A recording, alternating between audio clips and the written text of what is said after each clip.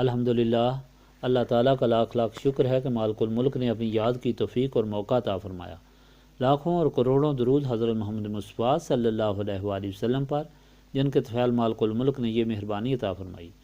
سامعین کرام، اللہ تعالیٰ نے قرآن پاک میں ارشاد فرمایا، اعوذ باللہ من الشیطان الرجیم، بسم اللہ الرحمن الرحیم۔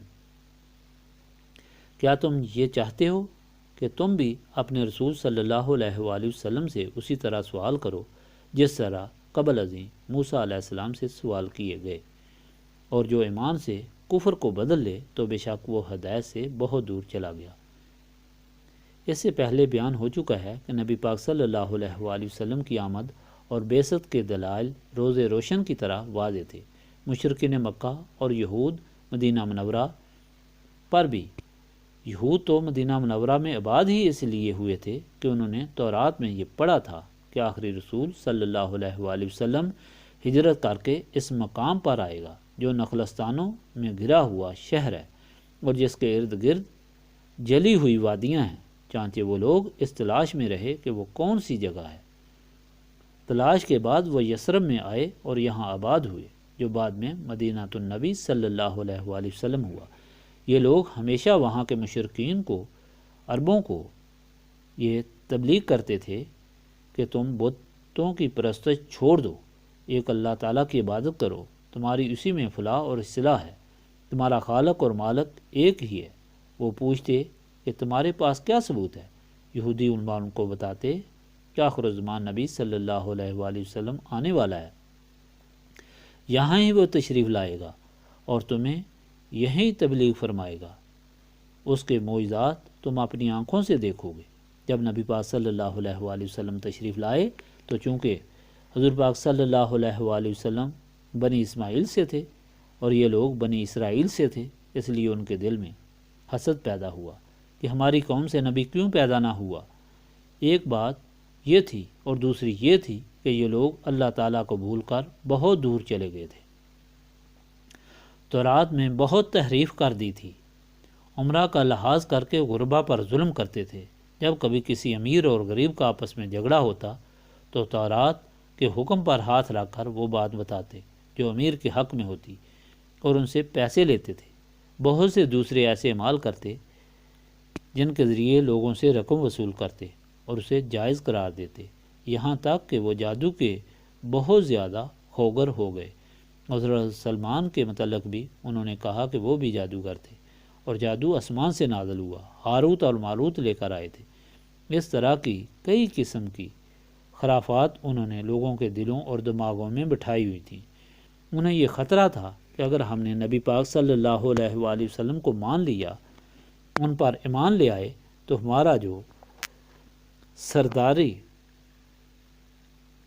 ہماری جو سرداری بنی ہوئی ہے یہ ختم ہو جائے گی اور آمدن کا ذریعہ بھی ختم ہو جائے گا۔ چانچہ انہوں نے نبی پاک صلی اللہ علیہ وآلہ وسلم کی بعثت سے انکار کر دیا، جس کی وجہ سے ان کے دل سیاہ ہو گئے۔ نبی پاک صلی اللہ علیہ وآلہ وسلم کی حدیث پاک ہے کہ جب کوئی آدمی گناہ کرتا ہے تو اس کے دل کو ایک سیاہ داغ لگ جاتا ہے، اگر وہ استغفار کر کے اس داغ کو دھو ڈالے تو اس کا دل صاف ہو جاتا ہے اور وہ راہ راست پر آ جاتا ہے۔ اگر وہ اس داغ کو نہ دھوئے تو وہ داغ بڑھتا چلا جاتا ہے یہاں تک کہ اس کا سارا دل سیاہ ہو جاتا ہے۔ اس کے دل کی حالت اس طرح ہو جاتی ہے جس طرح الٹا برتن یا چکنا پتھر کہ جس پر کوئی چیز نہیں ٹھہر سکتی۔ ایسے لوگوں کو اچھی چیز بری اور بری چیز اچھی لگتی ہے۔ یہی وہ لوگ ہوتے ہیں جن کو دیکھنے والی آنکھیں، جن کے سننے والے کان، جن کے سمجھنے والے دلوں پر مہر لگا دی جاتی ہے۔ ان میں دیکھنے سمجھنے کی قوت ختم ہو جاتی ہے۔ یہی حال ہوا یہود کا جب انہوں نے نبی پاک صلی اللہ علیہ وآلہ وسلم کی بیعت بھی کی تو ان کے دل سیاہ ہو گئے اور سیاہ سے سیاہ تر ہوتے چلے گئے۔ نبی پاک صلی اللہ علیہ وآلہ وسلم نے جو ارشادات ان کو سنائے یا حضور پاک صلی اللہ علیہ وآلہ وسلم کے معجزات ان کی سمجھ میں آتے ہی نہیں تھے اور نہ وہ ان پر ایمان لاتے تھے، کیونکہ ان کی سمجھ ختم ہو چکی تھی۔ یہی حال مشرکین مکہ کا تھا۔ جب انہوں نے نبی پاک صلی اللہ علیہ وآلہ وسلم کی بیعت بھی کی تو ان کے دل بھی سیاہ ہو گئے۔ اللہ تعالیٰ نے اس مرض کو ان پر اتنا غالب کر دیا، اتنا بڑھا دیا کہ وہ ناقابل علاج مریض بن گئے۔ وہ سب کچھ اپنی آنکھوں سے دیکھتے تھے، قدم قدم پر نبی پاک صلی اللہ علیہ وآلہ وسلم کے معجزے دیکھتے تھے۔ قرآن پاک خود ایک بہت بڑا معجزہ تھا۔ وہ کلام پاک سنتے تھے لیکن ان پر کوئی اثر نہیں ہوتا تھا۔ ابو جہل اسلام کا سب سے بڑا دشمن تھا۔ اس نے نبی پاک صلی اللہ علیہ وآلہ وسلم کی عزت و عظمت، صداقت و سچائی کا کئی بار اقرار کیا۔ مثال کے طور پر اس نے ایک مرتبہ حضور پاک صلی اللہ علیہ وآلہ وسلم کو شہید کرنے کا ارادہ کیا۔ اس ارادے سے وہ حرم شریف کے اندر گیا۔ نبی پاک صلی اللہ علیہ وآلہ وسلم کا سر مبارک سجدے میں تھا۔ اس نے پتھر اٹھایا ہوا تھا کہ میں پتھر زور سے مار کر حضور پاک صلی اللہ علیہ وآلہ وسلم کو ختم کر دوں گا۔ وہ قریب گیا ہی تھا کہ ایک دم اس کا رنگ زرد ہو گیا اور پیچھے بھاگ آیا۔ دیکھنے والے مشرکین نے اسے پوچھا کہ تمہیں کیا ہو گیا ہے؟ تو اس نے کہا کہ میں حیران ہو گیا ہوں کہ میرے اور حضور پاک صلی اللہ علیہ وآلہ وسلم کے درمیان ایک خندق ہے جس میں آگ جل رہی ہے۔ وہاں بڑی خوفناک شکل کے لوگ ہیں جو مجھے مارنے کے لیے آئے ہیں۔ میں نے بڑی مشکل سے جان بچائی ہے۔ اسی طرح ایک اجنبی مکہ معظمہ میں آیا۔ اس سے ابو جہل نے دھوکہ کیا کہ اونٹ خرید کر اسے پیسے نہ دیے۔ پہلے وہ حرم شریف میں گیا جہاں سب مشرکین سردار بیٹھے ہوئے تھے۔ اس نے سب سے فریاد کی کہ میری یہ رقم واپس دلواؤ۔ کسی نے اس کی حامی نہ بھری۔ وہ ابو جہل کی طاقت کی وجہ سے ڈرتے تھے۔ انہوں نے اس سے کہا وہ شخص جو عبادت کر رہا ہے وہ تمہیں ابو جہل سے تمہاری رقم دلوا سکتا ہے۔ ان کا خیال تھا کہ چونکہ ابو جہل آپ صلی اللہ علیہ وآلہ وسلم کا سب سے بڑا دشمن ہے اس لیے وہ آپ صلی اللہ علیہ وآلہ وسلم کی بات نہیں مانے گا۔ اس طرح آپ صلی اللہ علیہ وآلہ وسلم کی سب کی ہوگی۔ پھر وہ نبی پاک صلی اللہ علیہ وآلہ وسلم کے پاس آیا، حالانکہ سارا عرب آپ صلی اللہ علیہ وآلہ وسلم کا دشمن اور مخالف تھا۔ حضور پاک صلی اللہ علیہ وآلہ وسلم اس کے ساتھ اسی وقت اٹھ کر چل پڑے، جا کر ابو جہل کے دروازے پر دستک دی۔ ابو جہل باہر آیا۔ حضور پاک صلی اللہ علیہ وآلہ وسلم نے فرمایا کہ اس کے جو 5000 دینار ہیں وہ فوراً اس کو واپس کر دو۔ اس نے کہا میں ابھی لاتا ہوں، اور فوراً لا کر دیے۔ مشرکین مکہ نے کہا ابو جہل تم نے یہ کیا کیا؟ اس نے کہا میں کیا کر سکتا تھا؟ حضور پاک صلی اللہ علیہ وآلہ وسلم کے پیچھے تو نیزے والے حبشی کھڑے تھے، انہوں نے مجھ پر وہ نیزے سیدھے تانے ہوئے تھے۔ اگر میں انکار کرتا تو وہ مجھے مار دیتے۔ ایسے ایسے معجزات نبی پاک صلی اللہ علیہ وآلہ وسلم کے دیکھنے کے باوجود وہ ایمان نہ لایا اور وہ اسلام کا سب سے بڑا دشمن تھا۔ اس کی وجہ کیا تھی؟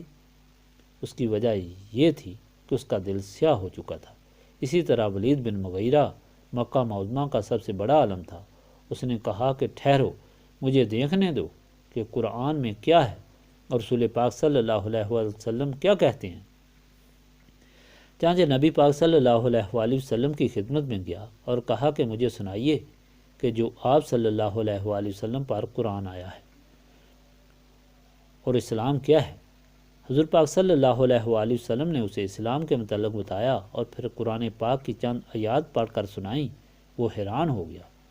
واپس آ کر اس نے کہا کہ بھائیو، یہ کلام نہ شاعری ہے، نہ جادوگری ہے، نہ کاہن کا کلام ہے، یہ تو بہت ہی عجیب کلام ہے۔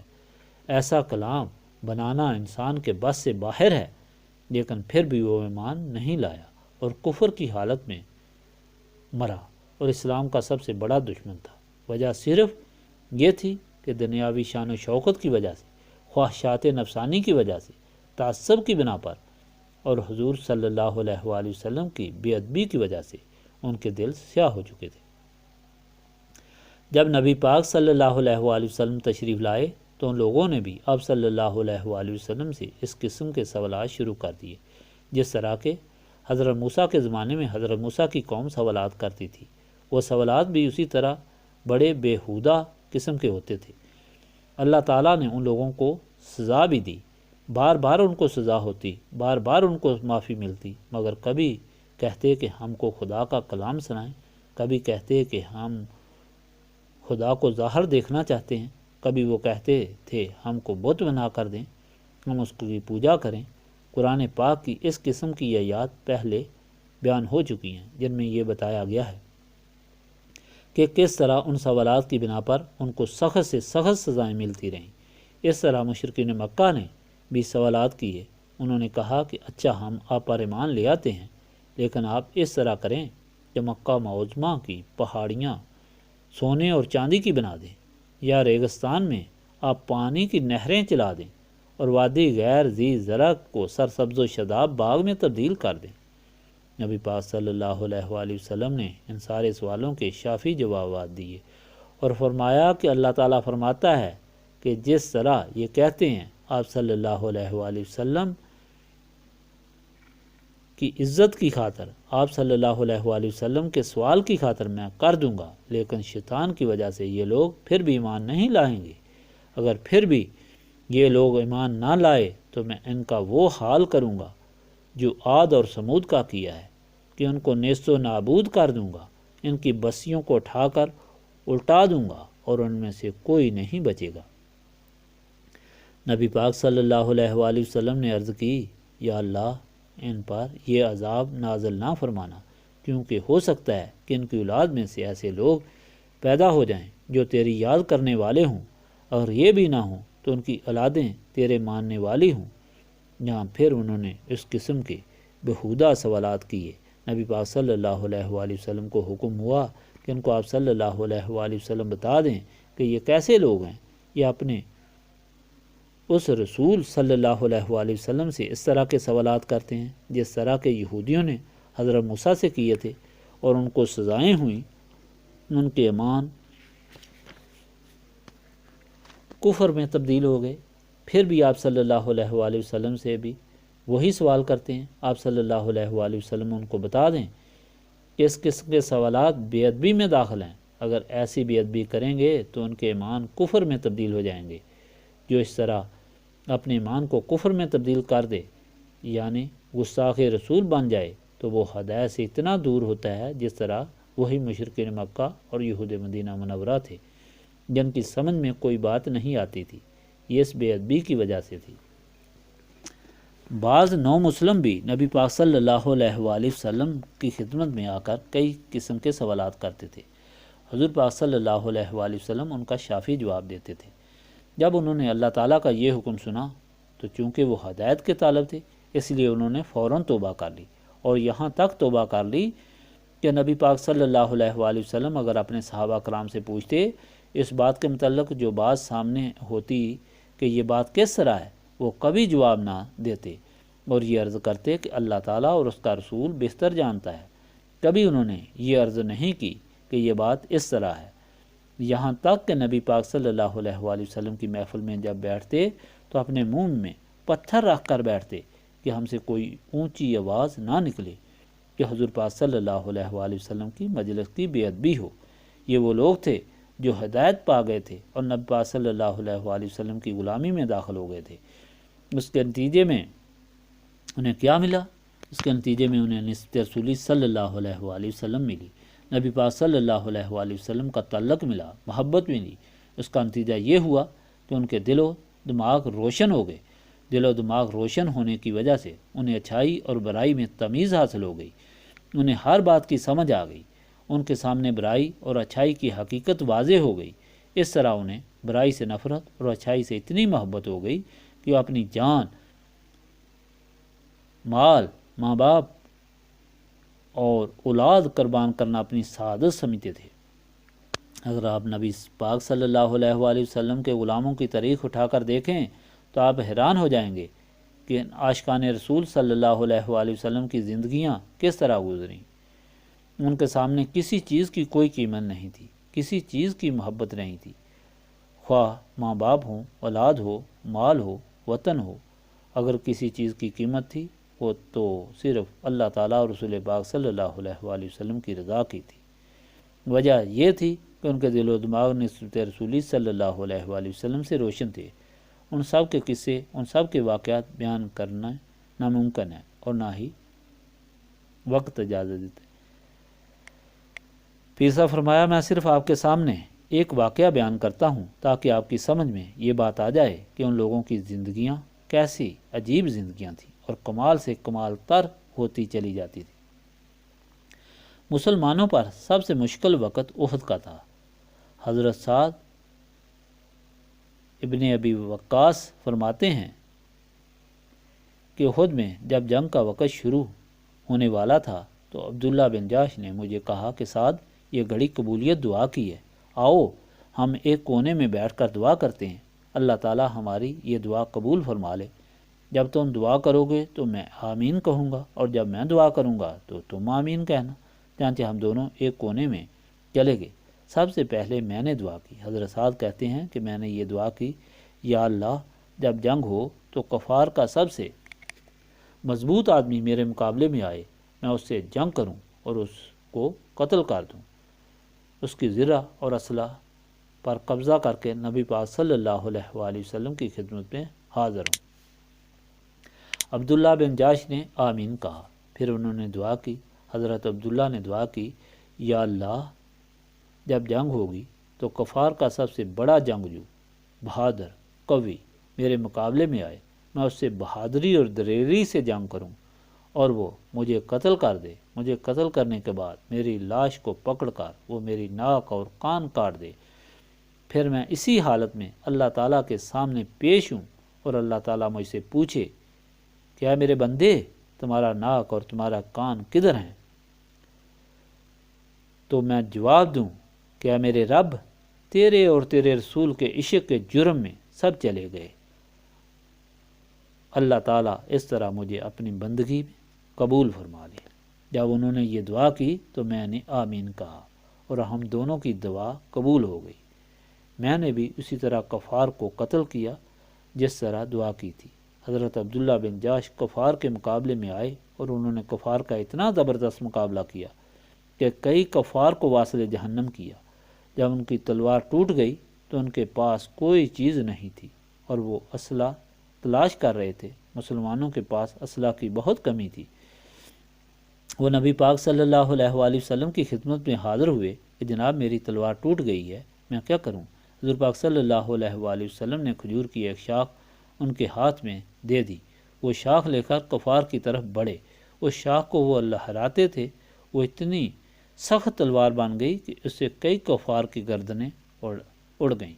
پھر وہ قوی کافر ان کے مقابلے میں آیا جس نے ان کو شہید کیا، ان کے کان بھی کاٹ دیے، ناک بھی کاٹ دیے۔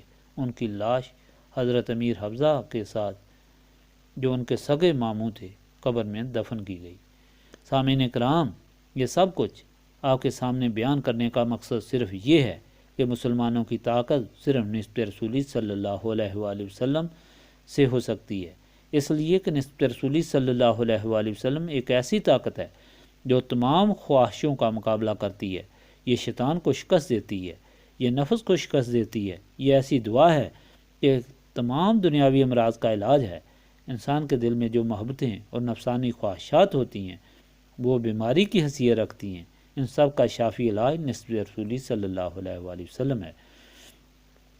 جو شخص بھی ایسی زندگی گزارنا چاہتا ہے کہ وہ دنیا اور آخرت میں سرفرو اور سرفراز رہے، جو دونوں جہانوں کے غموں سے نجات اور خوشیاں حاصل کرنا چاہے، اس کا نسبت رسولی صلی اللہ علیہ وآلہ وسلم حاصل کرنی چاہیے۔